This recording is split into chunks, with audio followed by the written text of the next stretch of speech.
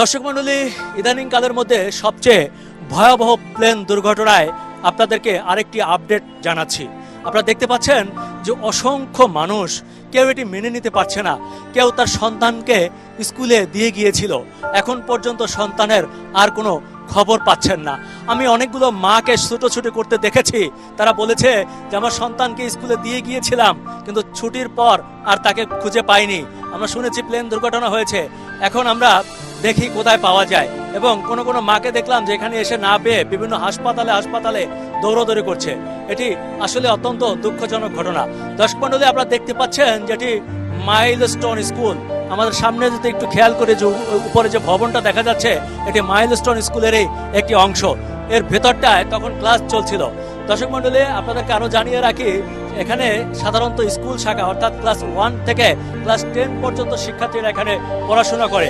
আরো দুঃখজনক ঘটনা হচ্ছে যে ক্লাস 1 থেকে 5 পর্যন্ত যেই ভবনে ক্লাস হয় সেই ভবনেই এই BGI F-7 যুদ্ধ বিমানটি সজোরে দুপুর 1:06 আঘাত করে এবং মুহূর্তে দুমড়ে মুচড়ে যায়, সেখানে আগুন ধরে যায়। সেখানেই সাথে সাথে আমরা যতদূর জানতে পেরেছি পাইলট তৌকির হোসেন নিহত হয়েছেন। আপনাদেরকে দেখানোর চেষ্টা করি, আমার সাথে একজন প্রত্যক্ষদর্শী আছে যিনি এখানে একটি স্থানীয় রেস্টুরেন্টে কাজ করেন এবং যখন এখানে এই বিমানটি দুর্ঘটনা ঘটে সে মোটামুটি এখানে উপস্থিত ছিলেন। আচ্ছা, আপনি তো কাছেই ছিলেন, খুব কাছ থেকে দেখেছেন, কি হয়েছিল এখানে? আমি আসার পরে এসে দেখি প্লেনটা বিল্ডিং এর লগে বিধ্বস্ত হয়ে নিচে পড়ে রয়েছে, আগুন জ্বলতে আছে, সাইডে অনেকগুলো মৃত লাশ পড়ে রয়েছে, পুরা লাশ, পুরা মানুষ পড়ে আছে, পুরা মানুষ পড়ে আছে। আর বিমানটা বিধ্বস্ত হয়েছে আপনার প্রাইমারি শাখায়, মাইলস্টোন স্কুল এন্ড কলেজ না, স্কুলের যে শাখাগুলো ডান সাইডে যেখানে শিশু বাচ্চারা পড়াশোনা করে, এইখানের যে বিল্ডিংটা ছিল এটার মধ্যে বিধ্বস্ত হয়েছে। আপনি যাওয়ার পরেও কি আগুন জ্বলছিল? তখন আগুন জ্বলছিল। পরে 5 মিনিটের মধ্যে ফায়ার সার্ভিস স্টেশন এখানেই, তো এই যে এখান থেকে এসে সময় লাগে না, এসে পরে আগুন নিয়ন্ত্রণে আনছে। দর্শক মণ্ডলী, এই ভাইটি বলছিল যে মূলত প্লেনটি যেখানে ক্র্যাশ করেছে ফাইটার প্লেনটি, সেটি ছিল বাচ্চাদের শাখা অর্থাৎ ক্লাস 1 থেকে ক্লাস 5 পর্যন্ত যে ভবনটিতে ক্লাস হয় সেখানে প্লেনটি আছড়ে পড়ে। আমার মনে হয় যে পাইলট হয়তো সর্বশেষ চেষ্টা করেছিলেন, যে সামনেই একটা ফাঁকা জায়গা আছে, একটু মাঠের মতো আছে, উনি হয়তো চেষ্টা করেছিলেন সর্বশেষ এই প্লেনটিকে সেই মাঠের মধ্যে ক্র্যাশ করানোর, কিন্তু সেটি ব্যর্থ হয়ে শেষ পর্যন্ত স্কুলের ভেতরেই এটি ক্র্যাশ করে। এটি অত্যন্ত দুঃখজনক। আমাদের শিশুরা যারা দেশের ভবিষ্যৎ, আমি ঠিক জানি না এই বাবা মাদেরকে আমি কিভাবে সান্ত্বনা দেবো। আমি যতদূর জানতে পেরেছি আমাদের বৈশাখী টেলিভিশনের একজন সিনিয়র সাংবাদিক, তার শিশু এখানে পড়াশোনা করতেছিল এবং নিহত হয়েছেন, তাকে হাসপাতালে মৃত অবস্থায় পাওয়া গেছে। দর্শক মণ্ডলী, এখানে অনেকেই আসছেন, অনেক স্বজনরা আসছেন, কান্নাকাটি করছেন, হাসপাতালে যাচ্ছেন, অনেক উৎসুক মানুষও আছে যারা দূর দূরান্ত থেকে আসছেন, দেখছেন। আমরা দেখছি একটু পরপর হেলিকপ্টার আসছে এবং যাদেরকে উদ্ধার করা হচ্ছে সাথে সাথে হেলিকপ্টারে করে এখান থেকে CMH-এ চিকিৎসার জন্য নেওয়া হচ্ছে। আমরা আরও জানতে পেরেছি যে এখানে উত্তরা যতগুলো হাসপাতাল আছে কাছাকাছি সবগুলো হাসপাতালে এখানে চিকিৎসা দেওয়া হচ্ছে এবং এখানে কিছুক্ষণ পরপর মাইকিং করা হচ্ছে যাতে কেউ রক্ত দিতে চাইলে যেন এখানে এসে রক্ত দিতে পারে। আমি আপনাদেরকেও জানিয়ে রাখি, যারা স্ক্রিনে এখন আমাদের সংবাদটি দেখছেন, আপনারা যদি কেউ রক্ত দিতে চান তাহলে এই উত্তরা বাংলাদেশ মেডিকেলে এবং আশেপাশে যতগুলো মেডিকেল আছে সেখানে আপনারা যোগাযোগ করতে পারেন। ওই রুটে গেলে আপনারা দেখতে পারবেন ওখানে কতগুলো ডেড বডি থাকতে পারে। আমি বর্তমানে বেশি দেখতে পারি না, জাংলা সেনাবাহিনীর লোক ভাঙছি, মনে করেন আমি 10-12টা লাশ দেখছি। ওই পাশটায় না, ওই পাশটায় হ্যাঁ এইকেতেই আছে। আমি সেনাবাহিনীর লগে ওই জাংলা ভাঙছি হামার দিয়া, তারপর আমি আর কুলইতে না, আমি নামিয়ে পড়ছি। এই না না ক্লাস করার অবস্থায়, হ্যাঁ এই বিমানটা পড়ছে হয়েছে রে, কিন্তু আগুন ধরছে ক্লাসটার ভিতরে, এরা লড়তেও পারে নাই। হ্যাঁ বাচ্চারা এক নিয়ে বাচ্চা সব। ওয়ালটন টেলিভিশন মাত্র 25,490 টাকায় পাচ্ছেন গুগল টিভি।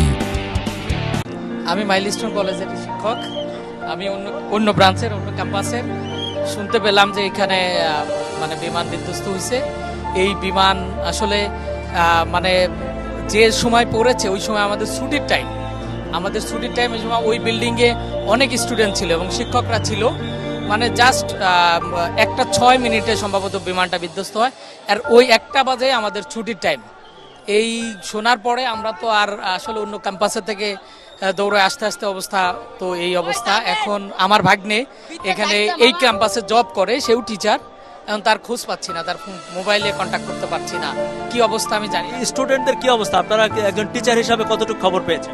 টিচার হিসাবে খবর পেয়েছি অনেকেই আহত হয়েছে, এখন সংখ্যাটা কত এটা বলতে পারছি না, তবে এটা বড় হতে পারে, সম্ভাবনা আছে আর কি। কারণ এই টাইমে আসলে ছুটির টাইম সব স্টুডেন্ট আস্তে আস্তে নামতে থাকে, এবং যে বিল্ডিং এ হয়েছে এই বিল্ডিং এ বেশ অনেক স্টুডেন্ট, 300-350 স্টুডেন্ট ওই বিল্ডিংটাই থাকে। তো একটু আগে ছুটি হয়েছে, কিছু স্টুডেন্ট বের হয়েছে, কিছু স্টুডেন্ট বের হচ্ছে। শুনলাম যে বিমানটা বিধ্বস্ত হওয়ার সাথে সাথে আগুন ধরে গেছে, হ্যাঁ। তো ওই সময় কি পরিস্থিতি হয়েছে? আমি তো জানি না কি পরিস্থিতি হয়েছে, তবে আমি এদের ভিতরে আমাদের যারা কলিগ আছে তাদের কাছে জিজ্ঞেস করলাম যে তারা কথা বলতে পারছিল না, তারা খুব আতঙ্কগ্রস্ত ছিল, বললো যে মামা ভয়াবহ অবস্থা, এর ভিতরের আগুন ধরে গেছে, আগুন নিবাচ্ছে, এরকম অবস্থা। জানি সেটা হচ্ছে যে সেকশন ক্লাসরত অবস্থায় জুনিয়রদের বিল্ডিং এ এই বিমানটা পড়ছে। এখন আমাদের এখানকার যারা ফ্রেন্ড ছিল তারা বলছে হচ্ছে যে সেকশনে পড়ছে সে সেকশনে ক্লাস চলতেছে, ডিরেক্ট ক্লাস চলাকালীন একেবারে সেকশনের ভিতরে পড়ছে। ওই ক্লাসরুমটা কি টিন শেড ছিল? তা আমরা জানি না।